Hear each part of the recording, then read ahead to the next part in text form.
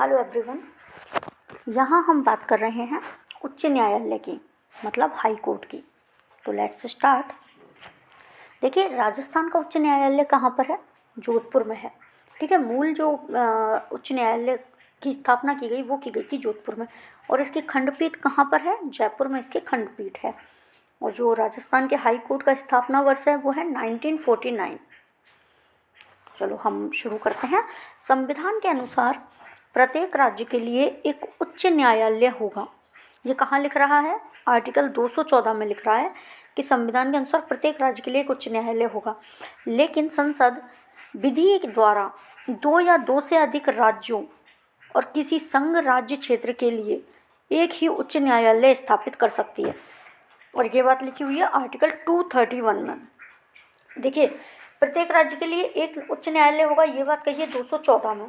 ठीक है, और संसद विधि के द्वारा 2 राज्य या 2 से अधिक राज्यों का एक ही उच्च न्यायालय बना सकती है, या कोई संघ राज्य क्षेत्र के, ठीक है, मतलब कई राज्य हो गया या एक राज्य हो गया और एक संघ राज्य क्षेत्र का एक ही उच्च न्यायालय, कॉमन हाई कोर्ट स्थापित कर सकती है। ठीक है, वर्तमान में पंजाब एवं हरियाणा, असम, नागालैंड, मेघालय, मणिपुर, त्रिपुरा, मिजोरम तथा अरुणाचल प्रदेश, महाराष्ट्र, गोवा, दादर और नागर हवेली और दमन तथा दीव और पश्चिमी बंगाल, अंडमान निकोबार द्वीप समूह आदि के लिए एक ही उच्च न्यायालय है। कई जगह ऐसी हैं जैसे पंजाब का और हरियाणा का एक ही हाई कोर्ट है। ठीक है, तो ये दोनों स्टेट को देखता है। तो इस तरीके से क्या है कि कई जगहों का एक ही, जैसे असम, नागालैंड, मेघालय, मणिपुर, त्रिपुरा, मिजोरम, इन सब का एक ही हाई कोर्ट है। ठीक है, इस तरीके से 2 राज्यों या राज्य और संघ शासित प्रदेश का एक ही हाई कोर्ट हो सकता है। वर्तमान में भारत में 21 उच्च न्यायालय हैं। केंद्र शासित प्रदेशों में से केवल दिल्ली में उच्च न्यायालय है। जो केंद्र शासित प्रदेश है उनमें केवल दिल्ली में ही उच्च न्यायालय है। प्रत्येक उच्च न्यायालय का गठन एक मुख्य न्यायाधीश तथा अन्य न्यायाधीशों से मिलाकर किया जाता है। ठीक है, प्रत्येक हाईकोर्ट में एक तो मुख्य न्यायाधीश होगा और अन्य न्यायाधीश होंगे। इनकी नियुक्ति कौन करता है? राष्ट्रपति के द्वारा। Very very important. High court के मुख्य न्यायाधीश की और अन्य न्यायाधीशों की नियुक्ति किसके द्वारा की जाती है? राष्ट्रपति के द्वारा। भिन्न भिन्न उच्च न्यायालयों में न्यायाधीशों की संख्या अलग अलग होती है। ठीक है, आगे देखते हैं। देखिए, यहाँ पर दिया हुआ है लोक अदालत का, जो हम बाद में देखेंगे। ठीक है, पहले हम हाई कोर्ट के बारे में देखते हैं पूरा।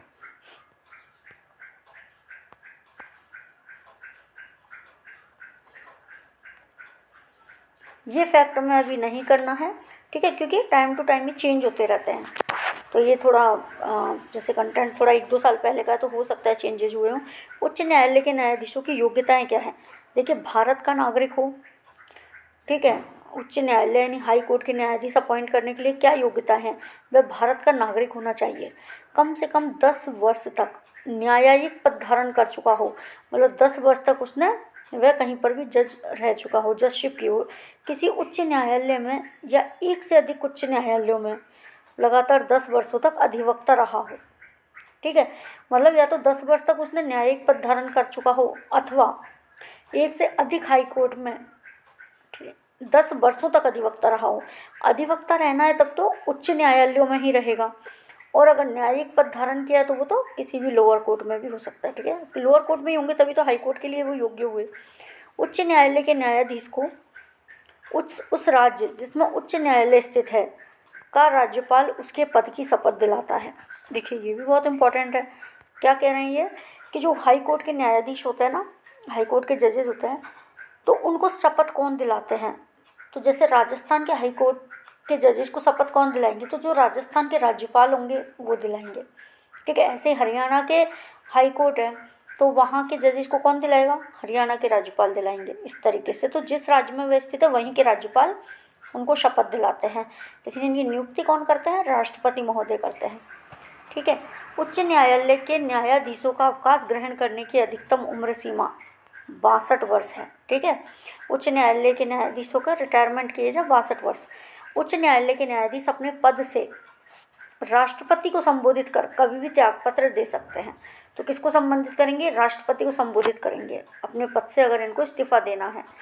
उच्च न्यायालय के न्यायाधीश को उसी प्रकार अपदस्थ किया जा सकता है जिस प्रकार उच्चतम न्यायालय का न्यायाधीश पद मुक्त किया जाता है, ये क्या कह रहे हैं कि जिस तरीके से सुप्रीम कोर्ट के न्यायाधीश को अपदस्थ किया जाता है, मतलब उनको हटाया जाता है, उसी प्रकार से हाई कोर्ट के न्यायाधीश को तो किस तरीके से किया जाता है सुप्रीम कोर्ट के न्यायाधीश को, एक तो साबित कदाचार के द्वारा और दूसरा असमर्थता के द्वारा।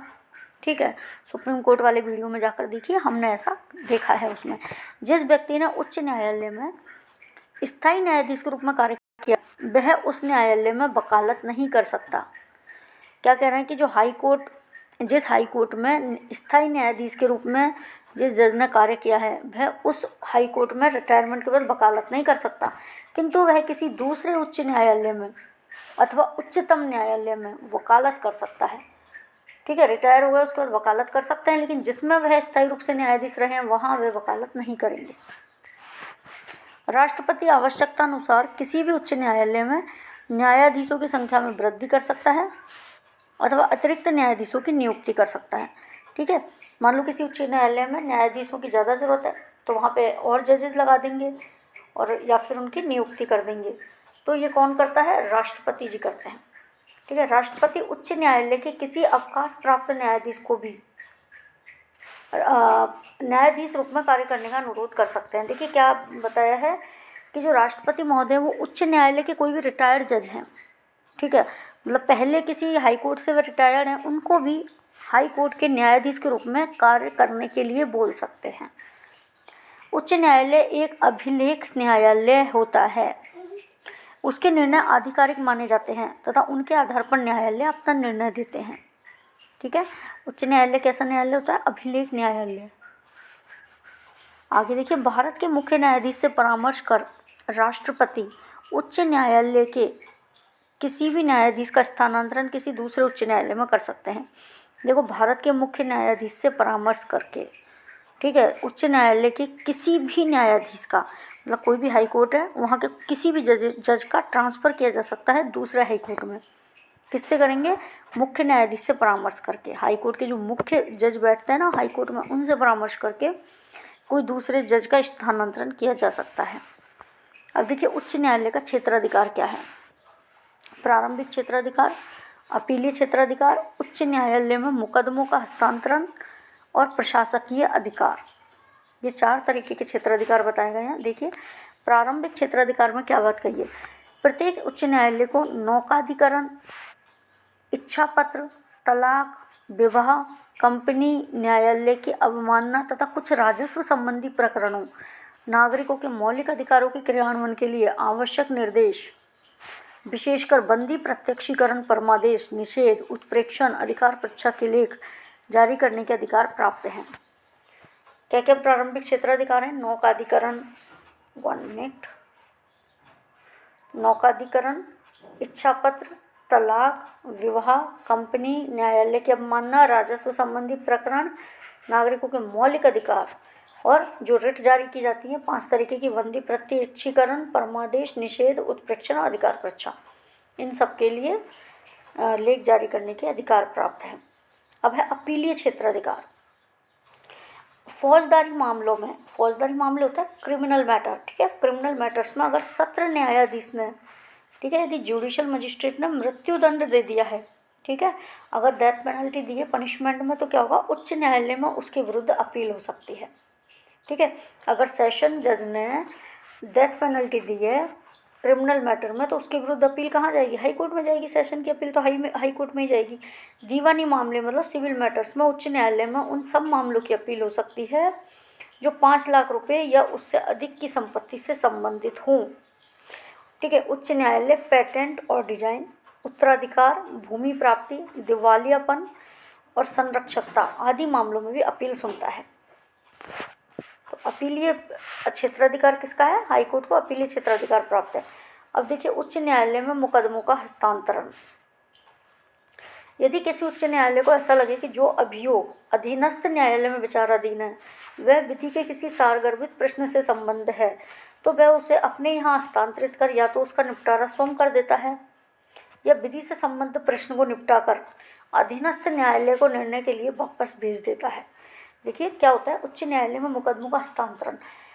ये क्या कह रहे हैं? मान लीजिए हाई कोर्ट से नीचे कोई लोअर कोर्ट है और वहाँ पर वो किसी उनके पास कोई सूट ऐसा है, मतलब कोई भी मुकदमा ऐसा आया है जिसमें कोई क्वेश्चन ऑफ लॉ विद्यमान है, मतलब लॉ का कोई क्वेश्चन मार्क है उसमें कि ऐसा कार्य ऐसा नहीं हो सकता, कानून में ऐसा लिखा हुआ नहीं है, या सही इंटरप्रिटेशन नहीं कर पा रहे हैं, ठीक है जजेस। तो ऐसे में क्या होगा, या तो खुद ही हाई कोर्ट लोअर कोर्ट से अपने पास लेगी मुकदमे को और उसको पूरी तरह खुद ही सॉर्ट आउट कर लेगी, मतलब मुकदमे का निपटारा कर लेगी, और या फिर जो विधि का प्रश्न समाहित है उस विधि के प्रश्न का निपटारा करके उसको वापस अपने लोअर कोर्ट को, अधीनस्थ न्यायालय को निर्णय के लिए दे देता है कि अब आप इस पर इस तरीके से कार्य करो, ठीक है। तो ये पूरा उच्च न्यायालय के पास है।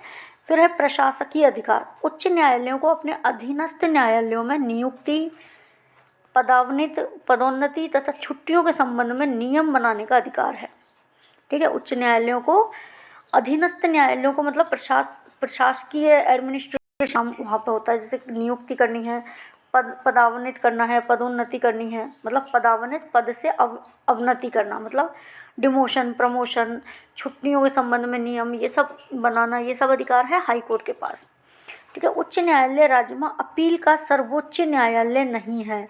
राज्य सूची से संबंध विषयों में उच्च न्यायालय के निर्णयों के विरुद्ध उच्चतम न्यायालय में अपील हो सकती है। देखिए क्या करें कि अपील का सर्वोच्च न्यायालय नहीं है राज्यों में ये, क्योंकि राज्य सूची से भी संबद्ध अगर कोई विषय है और जिसमें उच्चतम मतलब उच्च न्यायालय के विरुद्ध अगर अपील जानी है, हाई कोर्ट के अगेंस्ट अगर आपको अपील करनी है तो आप सुप्रीम कोर्ट में जा सकते हैं। तो अपील का सर्वोच्च न्यायालय कौन सा माना जाएगा?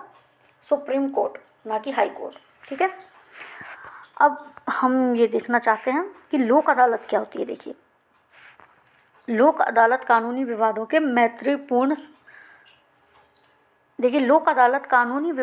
मैत्रीपूर्ण समझौते के लिए वैधानिक मंच है।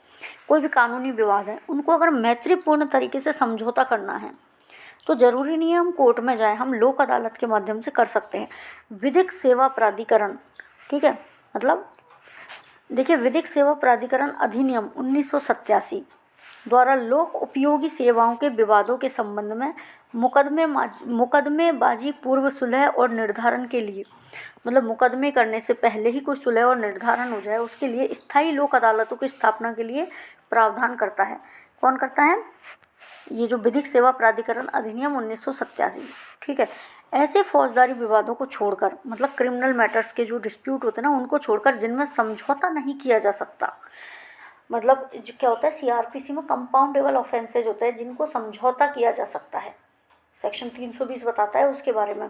तो ये क्या कह रहे हैं कि ऐसे फौजदारी विवादों को छोड़कर जो कि कंपाउंडेबल नहीं होते, जिनका समझौता नहीं किया जा सकता कानून के हिसाब से, उन सबको छोड़कर दीवानी, फौजदारी और राजस्व अदालतों में लंबित सभी कानूनी विवाद मैत्रीपूर्ण समझौते के लिए लोक अदालत में लाए जा सकते हैं। कानूनी विवादों को लोक अदालतें मुकदमा दायर होने से पूर्व भी अपने यहाँ स्वीकार कर सकती हैं, मतलब मुकदमा कोर्ट में दायर नहीं हुआ उससे पहले भी, उससे पूर्व भी आप डायरेक्ट लोक अदालत में जा सकते हैं। लोक अदालत के निर्णय अन्य किसी दीवानी न्यायालय के समान ही दोनों पक्षों पर लागू होते हैं। यह निर्णय अंतिम होते हैं। लोक अदालतों द्वारा दिए गए निर्णयों के विरुद्ध अपील नहीं की जा सकती। लोक अदालत में आपने अपनी सुनवाई करवाई, ठीक है, वहाँ निर्णय दे दिया तो आप अपील के लिए नहीं जाएंगे कि इन्होंने ऐसा निर्णय दिया, ठीक है। देश के लगभग सभी जिलों में स्थायी तथा सतत लोक अदालतें स्थापित की गई हैं। तो ये था हमारा लोक अदालत के बारे में शॉर्ट नोट। Thank you.